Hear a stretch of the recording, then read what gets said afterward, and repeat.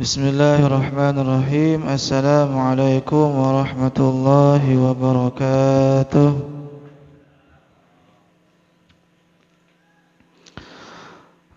Alhamdulillahi wa kafa, wassalatu wassalamu ala nabiyil mustafa wa ala alihi wa sahbihi wa man wafa. Qala rabbi shrah li sadri wa yassir li amri wahlul 'uqdatam min lisani yafqahu qawli, amma ba'd. Fa ya ibadallah, usi nafsi wa iyyakum bitaqwallahi faqad fazal muttaqun wa la tamutunna illa wa antum muslimun. Faqala ta'ala mudzakiran bidzalik, ya ayyuhalladzina amanu taqullaha wa qulu qawlan sadida yuslih lakum a'malakum wa yaghfir lakum dhunubakum wa may yuti'illaha wa rasulahu faqad faza fawzan 'azima. Bapak Ibu rahimakumullah, alhamdulillah kita masih diperjumpakan kembali oleh Allah Subhanahu wa taala dalam majelis ini, sedikit belajar ayat-ayat Allah Subhanahu wa taala, dan semoga dicatat amal ibadah berpahala di sisi Allah Subhanahu wa taala. Amin. Bapak Ibu rahimakumullah, pada kesempatan kali ini kita masih di surah Ali Imran, surah ketiga ayat 92. Tapi sebelum kita mulai kajian pada kesempatan kali ini, ingin kami sampaikan bahwa ada jemaah kita jemaah Sakinah yang sedang sakit, semoga Allah segera sembuhkan, yaitu Bapak Imamul Muttaqin atau yang dikenal dengan Pak Takin. Ya, semoga diberikan kesembuhan. Dan nanti sebelum kajian ini selesai, kami minta kesediaan dari Bapak Ibu yang hadir pada kesempatan kali ini untuk ikut membantu mendoakan atau mengaminkan demi kesembuhan saudara kita, yaitu Bapak Imamul Muttaqin. Sebelum kita selesai nanti kita bantu mendoakan ataupun membantu mengaminkan.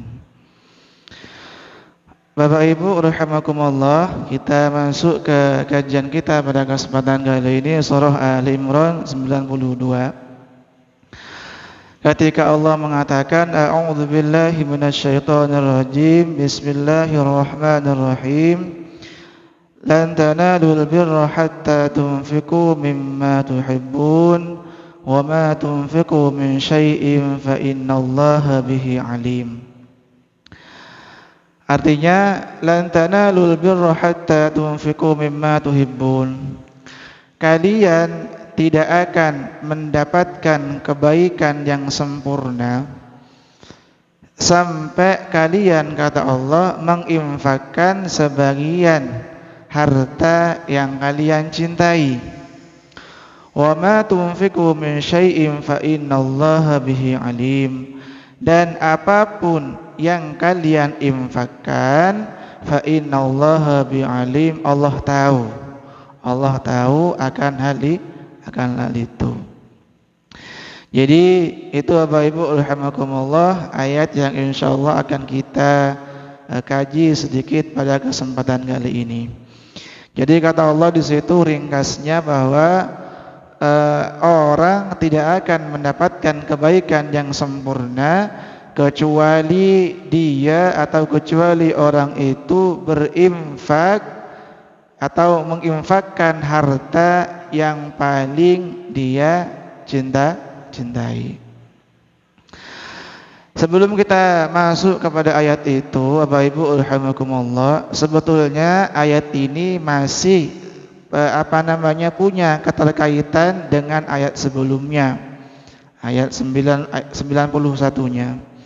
Di ayat sebelumnya kita sempat bahas ini mungkin udah 2 bulan yang lalu gitu ya, atau 1,5 bulan yang lalu.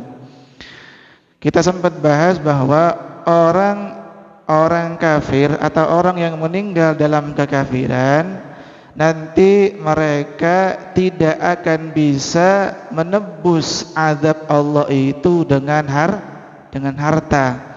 Artinya azab Allah nanti di akhirat bagi orang-orang kafir itu tidak bisa ditebus dengan harta. Bahkan kata Allah, mil'ul ardi dhahaban walau iftada bih. Seandainya orang ini punya emas seberat bumi, ada nggak kira-kira orang seperti itu ya? Tapi seandainya ada gitu ya, seandainya ada orang kafir yang memiliki harta seberat bumi emas, maka tidak bisa itu dijadikan tebusan untuk menebus dia dari azab Allah Subhanahu wa ta'ala. Artinya harta yang dia miliki itu sudah tidak ada manfaatnya sama sekali, tidak bisa bermanfaat, tidak bisa dijadikan tebusan untuk menebus dirinya, menghindarkan dirinya dari azab Allah Subhanahu wa ta'ala. Jadi itu ayat yang sebelumnya. Maka ayat berikutnya, ayat 92 yang akan kita bahas ini, gimana agar harta itu bisa bermanfaat? Kata Allah, caranya adalah hatta tunfiqu mimma tuhibbun. Yaitu dengan cara apa? Dengan diinfakkan, disedekahkan, atau mungkin diwakafkan dan seterusnya. Jangan sampai kata Allah baru mau berinfak, mau dipergunakan harta itu ketika sudah tenggelam nyemplung ke neraka. Yang paling layak harta itu dipergunakan ketika di dunia, perbanyak infak, sedekah, zakat dan lain-lainnya. Jadi itu Bapak Ibu rahimakumullah, yang pertama yang bisa kita ambil dari ayat ini, surah Ali Imran 92 ini, Allah mewanti-wanti kita untuk rajin bersedekah, berinfak. Kayaknya kajian kita pada kesempatan kali ini masih ada keterkaitan dengan yang kemarin ya Bapak Ibu ya. Di hari yang Senin kemarin kita membahas hadis-hadis berkaitan dengan sedekah gitu ya. Artinya pelajaran pertama yang bisa kita ambil dari ayat ini bahwa Allah mewanti-wanti kita untuk berinfak. Walaupun tidak harus semua harta yang kita infakkan, sebagian saja. Karena tentunya Allah tahu gitu ya, rasa-rasanya sulit kemudian untuk menginfakkan seluruh harta kita. Allah minta sebagian saja.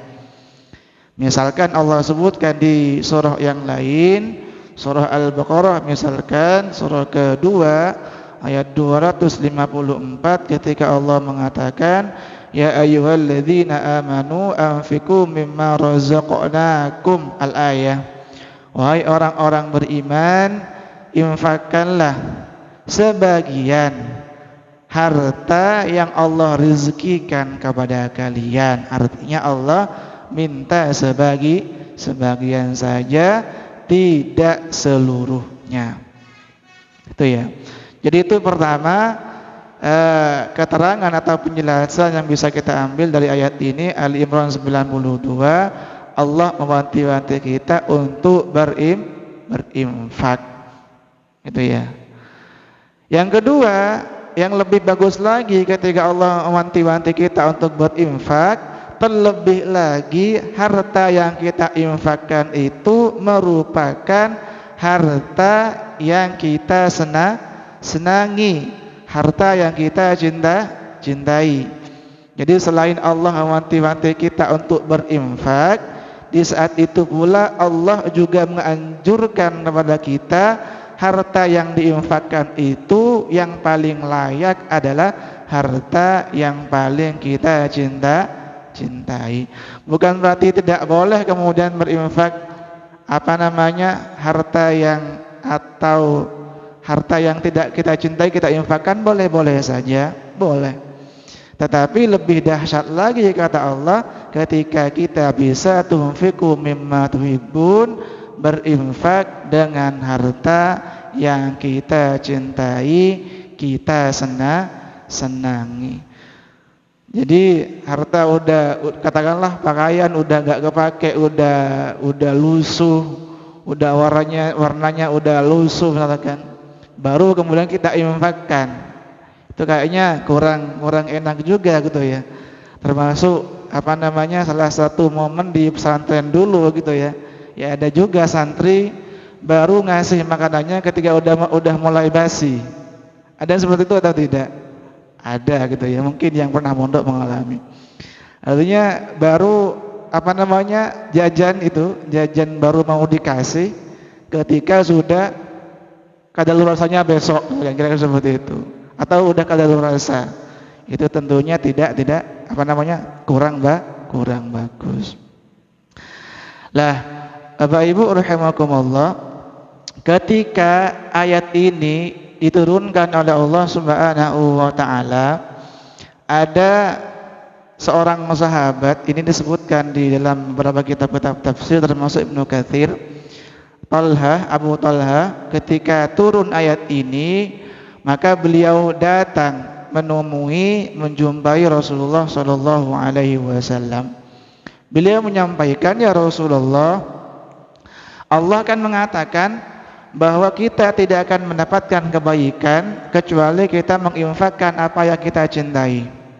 Ya Rasulullah, saya mempunyai kebun kurma, itu saya sangat cinta, sangat senang kepada kebun kurma itu. Dan ternyata kebun kurma itu juga ada semacam sumber airnya, dan Rasulullah juga terbiasa minum air di kebun kurma milik Abu Talha itu. Maka kemudian Abu Talha ingin mensedekahkan atau menginfakkan kebun kurma yang paling dia cintai kepada Rasulullah Shallallahu Alaihi Wasallam. Dan itu artinya apa? Ternyata sahabat itu bisa kita ambil pelajaran gitu ya. Ketika ada ayat turun perintah kira-kira seperti itu, para sahabat itu sangat antusias untuk melaksanakan perintah dari Allah Subhanahu wa taala, termasuk antusias untuk menginfakkan harta yang paling dia cintai, termasuk ini yang dilakukan oleh Abu Talha tadi, menginfakkan kebun kurma yang paling dia cintai, paling dia senangi. Awalnya dia mau infakkan kepada Rasulullah, tetapi Rasulullah kemudian mengatakan alangkah lebih baiknya kebun kurma itu termasuk harta yang lain yang kamu cintai diinfakkan, disedekahkan kepada kerabat dekat terlebih dahulu. Artinya Bapak Ibu rahimakumullah, memang seperti yang dijelaskan kemarin gitu ya. Yang paling utama sedekah ataupun infak dan lain semacamnya itu kita salurkan dulu kepada kerabat dekat, misalkan saudara atau biasanya, atau penakan atau paman dan lain semacamnya. Maka setelah itu Abu Talha kemudian melaksanakan sesuai instruksi dari Rasulullah. Abu Talha kemudian mensedekahkan harta yang dia sukai itu kepada kerabat dekatnya, termasuk kepada paman-pamannya. Jadi ini Bapak Ibu rahimakumullah, berkaitan dengan anjuran untuk menginfakkan atau mensedekahkan terlebih dahulu kepada kerabat dekat. Ini juga ditopang oleh firman Allah yang lain dalam Al-Qur'anul Karim, surah Al-Baqarah ayat 215, ketika Allah mengatakan yas'alunaka madza yunfikun qul ma anfaqatum min khairin falil walidaini wal aqrabin, dan seterusnya. Mereka bertanya kepada Muhammad, kepada siapakah mereka akan berinfak, bersedekah?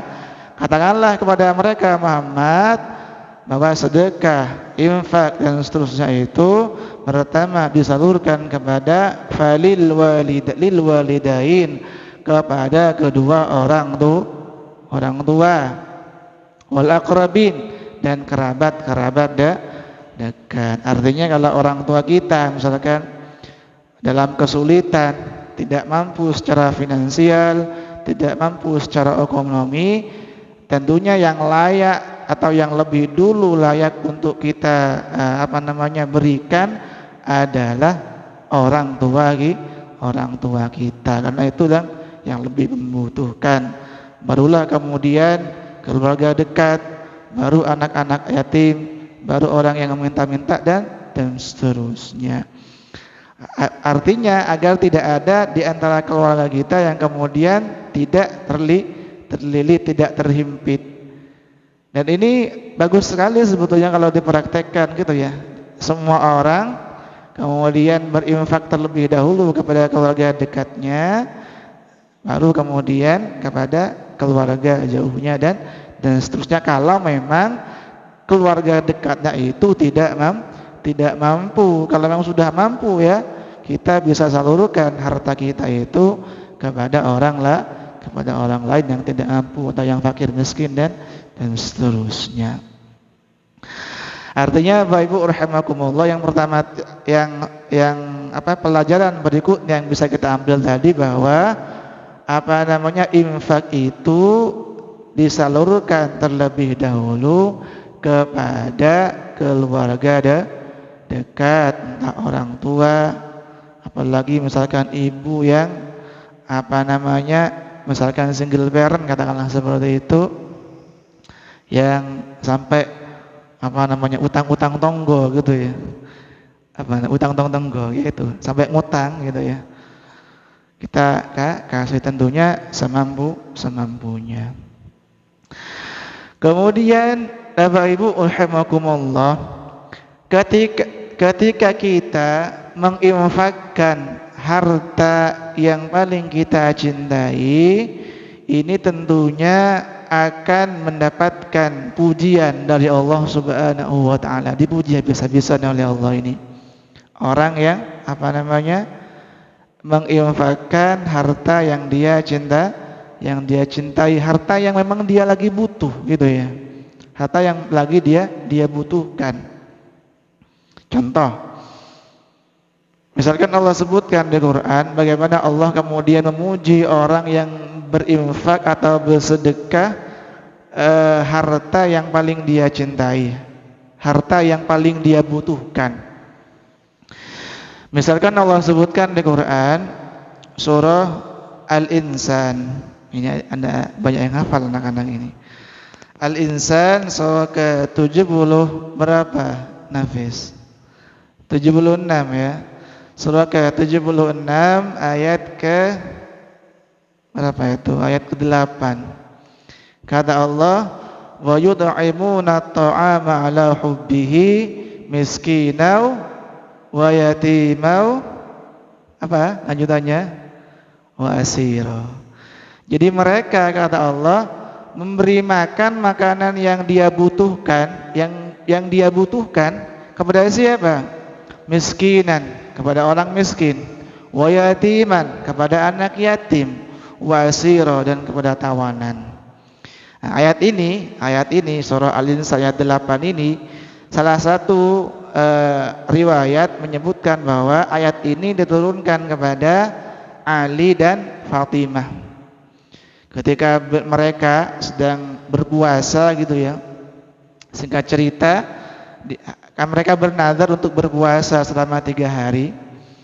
Singkat cerita, di hari pertama berpuasa udah jam 5 lah kalau sekarang, udah mau buka puasa. Ternyata kemudian ada miskinan, ada orang miskin ngetok-ngetok pintu, Assalamualaikum gitu ya. Waalaikumsalam gitu ya. Kata orang miskinnya ini, saya nggak makan 2-3 hari ini, kata si miskin itu. Kemudian ini si Ali radhiyallahu anhu udah mau buka puasa jam 5 kalau sekarang di Indonesia gitu ya. Setengah jam lagi buka puasa, udah makanan tersedia.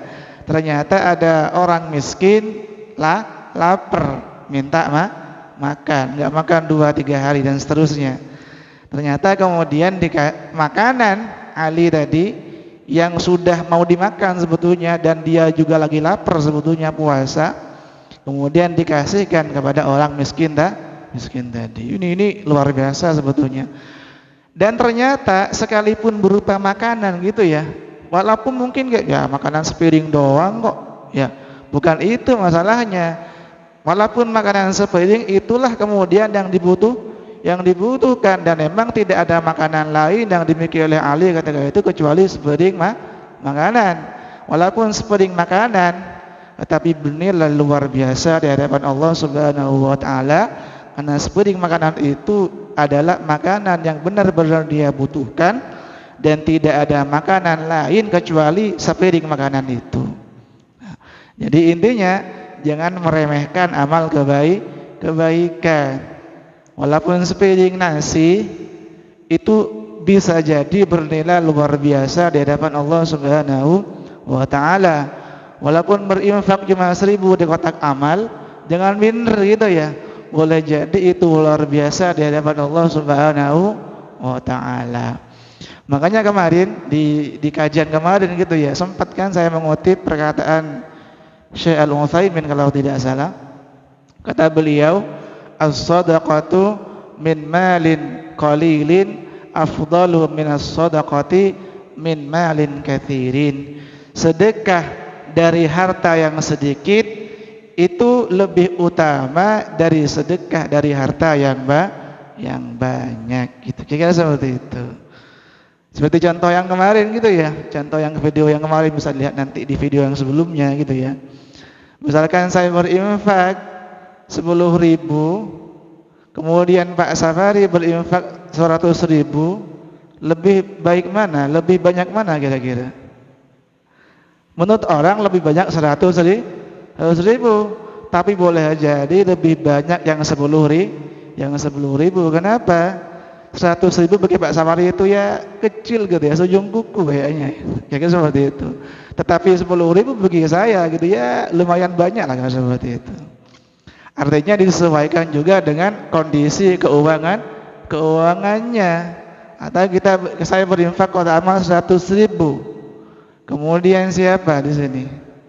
Pak Safari lagi yang misalkan berinfak 1 juta. Ya mungkin orang 1 juta rek gitu ya. Kamu kok gimana 100.000 ya mampunya segitu, boleh jadi kemudian itulah yang lebih besar di hadapan Allah Subhanahu wa taala, karena 100.000 bagi saya bukan angka yang sedikit, itu angka yang cukup banyak. Di sisi lain angka 1 juta katakanlah seperti itu bagi Pak Safari adalah angka yang bisa dibilang sedikit kalau dibanding dengan aset yang dimiliki. Sama kasusnya seperti tadi, Ali radhiyallahu an infaknya atau sedekahnya cuma sepiring nasi, sepiring makanan gitu ya, tetapi bernilai luar biasa di hadapan Allah Subhanahu wa taala karena dia bersedekah makanan yang paling dia butuhkan saat itu, paling dia senangi, cintai saat itu, dan dia juga dalam kondisi lapar ketika itu. Itu Bapak Ibu rahimakumullah. Jadi ini yang artinya apa? Orang yang hidupnya sederhana tetap punya kesempatan untuk mendapatkan pahala sedekah, pahala infak, tidak usah minder. 1.000 nyemplungin kotak amal, 2.000 gentungin kotak amal, tidak ada masalah. Seperti anak-anak tadi ketika Jumatan gitu ya, ada yang 500, ada yang 1.000 itu tidak ada masalah karena belum kerja soalnya kan gitu. Lah kita lanjutkan sedikit ke kasusnya Ali radhiyallahu an. Di hari kedua Ali puasa lagi gitu ya. Udah mau maghrib gitu ya. Ternyata ada ngetok-ngetok pintu lagi. Wa yatiman, hari yang kedua adalah anak yatim. Assalamualaikum.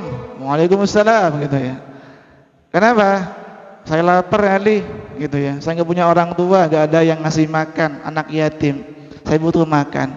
Dikasih lagi di hari yang kedua. Ternyata gak makan lagi, cuma minum seteguk air. Bayangkan gitu ya.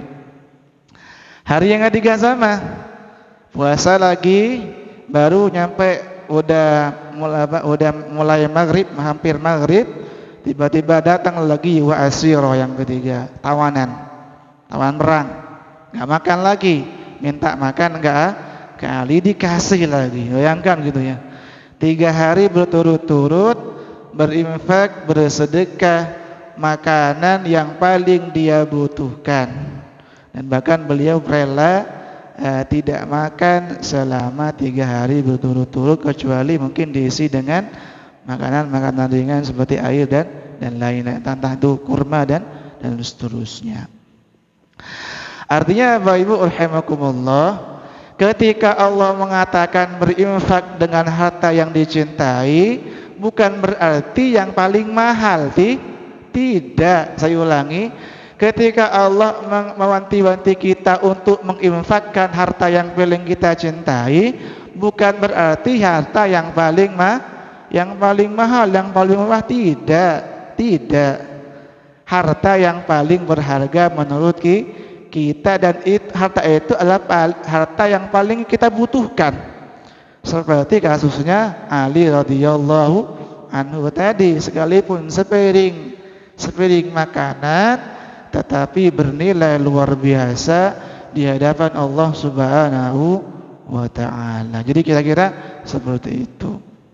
Jadi tidak perlu minder bagi orang-orang yang mungkin secara ekonomi menengah ke bawah, tetap dia bisa mengamalkan ayat ini, bisa kita menginfakkan harta yang kita cintai, harta yang paling kita butuhkan, sekalipun mungkin ekonomi kita menengah ke bawah, masih bisa.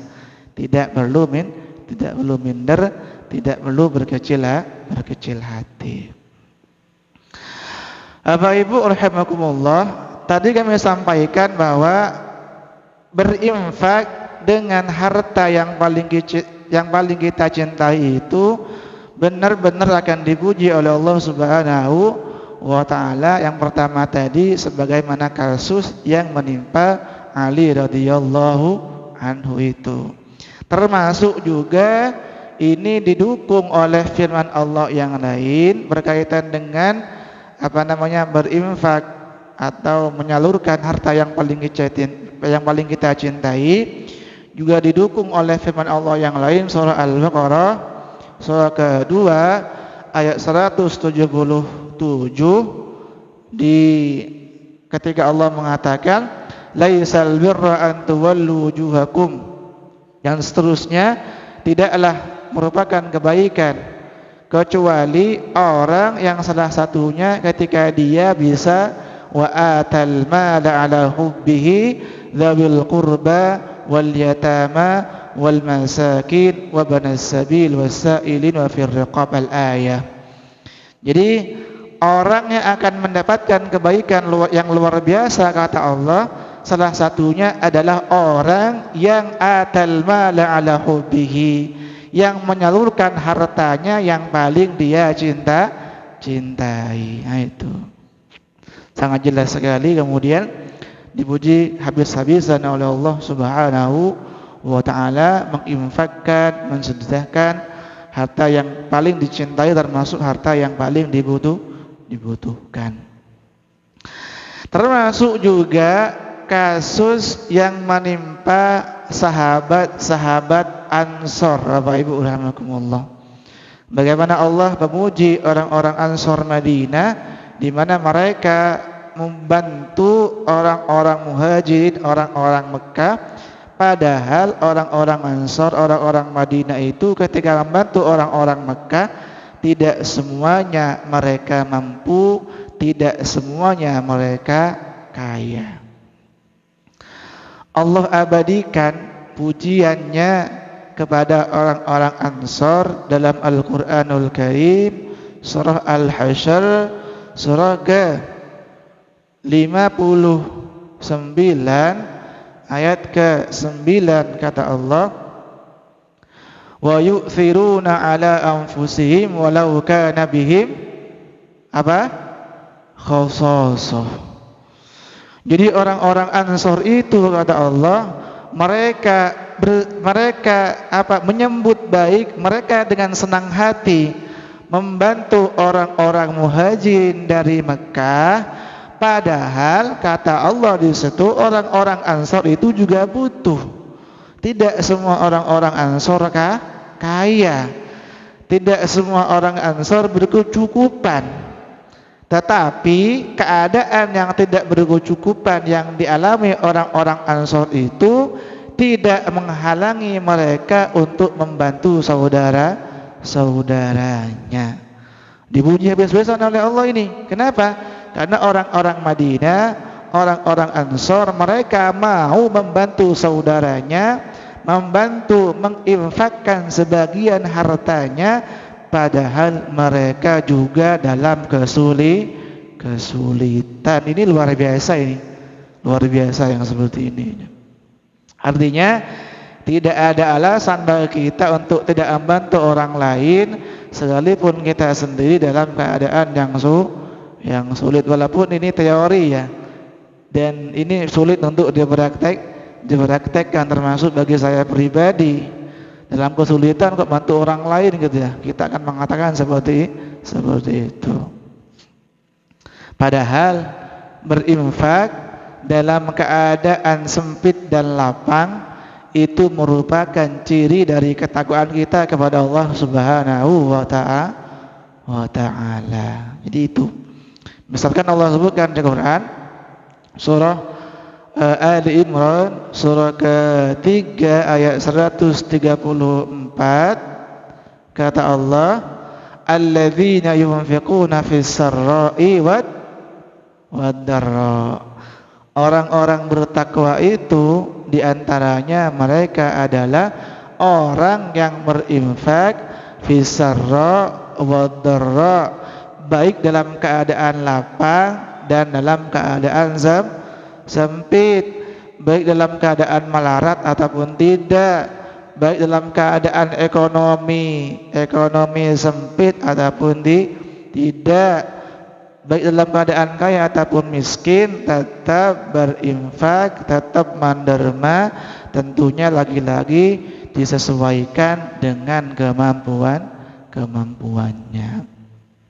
Kira-kira seperti itu Bapak Ibu, alhamdulillah. Artinya kalau memang bisa kita menginfakkan harta yang paling kita cintai, harta yang paling kita butuhkan, itu sangat-sangat baik sekali. Walaupun lagi-lagi kita berinfak harta yang biasa-biasa aja lah, kira-kira seperti itu, tetap insya Allah akan mendapatkan pahala dari Allah Subhanahu wa ta'ala. Sebagaimana ayat tadi Ali Imran 92 di potongan ayat terakhirnya, kata Allah, wa ma tunfiqu min syai'in fa innallaha bihi alim. Apapun yang kalian infakkan, baik infaknya itu sedikit ataupun banyak, baik infaknya itu harta yang dicintai atau tidak, fa innallaha bihi alim. Allah Maha tahu. Allah pasti akan memberikan balasan, tapi tentunya balasannya berbeda. Sebagaimana disampaikan, al jaza'u min jinsil amal, balasan itu tergantung amal. Amalnya sekian, balanya sekian, amalnya sekian, balasannya sekian. Kira-kira seperti itu. Tapi tentunya semuanya akan dibalas oleh Allah Subhanahu wa ta'ala. Ketika Allah mengatakan, "May ya'mal mithqala dzarratin khairan yara." Sedikit amal yang dilakukan pasti akan melihat balasannya, insyaallah. Jadi kira-kira seperti itu Bapak Ibu rahimakumullah yang bisa disampaikan pada kesempatan kali ini. Artinya kita bisa simpulkan sedikit dari ayat ini bahwa yang pertama tadi, Allah mewanti-wanti kita untuk gemar berinfak, bersedekah, yang pertama. Yang kedua, kalau bisa berinfak dengan harta yang paling kita butuhkan, yang paling kita cintai. Yang ketiga, menginfakkan harta yang kita cintai tidak berarti harus mahal, tidak harus yang paling mewah. Tentunya disesuaikan dengan kemampuan, tidak usah minder. Yang keempat, baik infak yang kita cintai atau tidak, semuanya akan mendapatkan balasan dari Allah Subhanahu wa ta'ala. Dan semoga kita termasuk bagian dari orang-orang yang ringan dalam berinfak dan bersedekah sesuai dengan kemampuan, karena dengan cara itu menjadi merupakan salah satu cara kita akan dicatat oleh Allah termasuk bagian dari orang-orang yang beruntung. Sebagaimana ayat yang pernah kami sampaikan kemarin, At-Taghabun ayat 16 di ujung ayatnya, ketika Allah mengatakan wa may yuqa syuhha nafsihi faulaika humul muflihun. Orang yang terhindar dari sifat kikir, maka dia termasuk bagian dari orang-orang yang sukses, bagian dari orang-orang yang beruntung. Semoga kita termasuk bagian dari orang-orang yang beruntung itu. Amin Allahumma amin. Bapak Ibu rahimakumullah, sebelum kami tutup kajian pada kesempatan kali ini, kita berdoa, atau mungkin saya yang berdoa, kemudian kami meminta Bapak Ibu rahimakumullah untuk membantu mengaminkan, dengan harapan saudara kita yaitu Pak Takin diberikan kesembuhan, termasuk kita yang sehat tetap diberikan kesehatan. Amin Allahumma amin. Bismillahirrahmanirrahim. Hamdan yuwafi ni'amahu yakafi mazidah.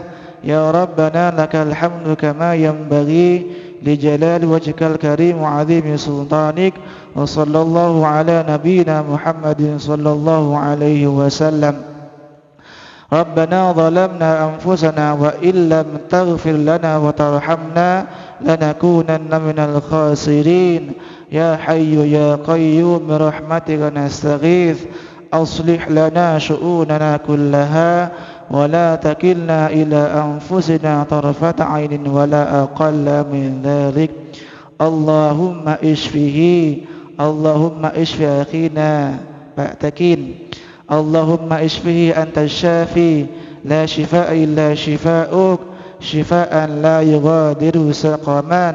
اللهم لا تدع لنا في مقامنا هذا ذنبا إلا غفرته ولا هما إلا فرجته ولا كربا إلا نفسته ولا مريضا إلا شفيته ولا حاجة من حوائج الدنيا والآخرة هي لك رضا ولنا فيها صلاة إلا أعدتنا على قضائها ويسرتها برحمتك يا أرحم الراحمين.